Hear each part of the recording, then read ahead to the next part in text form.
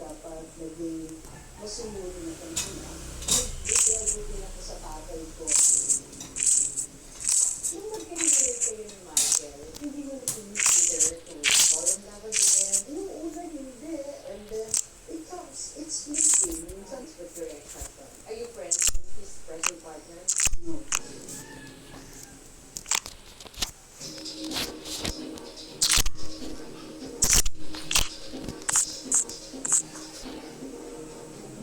Magandang araw, Pilipinas. Sa ating mga kababayan sa ibang bansa, welcome to TikTok. Ako na ang bida PIC, Gerald Napoli. Love mo. Directed by the controversial Daria. Alam niyo lang kailan ako yan? He doesn't care din ba? He doesn't care kung what people will say against him or anything about him. Nagulat ako during the first poll. Nagmelo ang dari niya.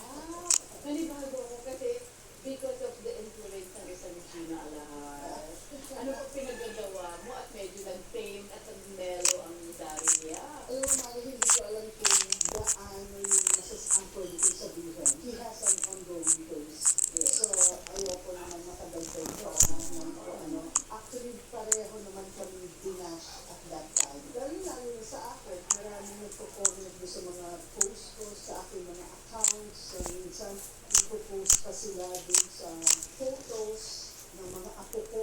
Ganun ka walang modo. Siyempre, masakit siya, no? Masakit sa pakiramdam.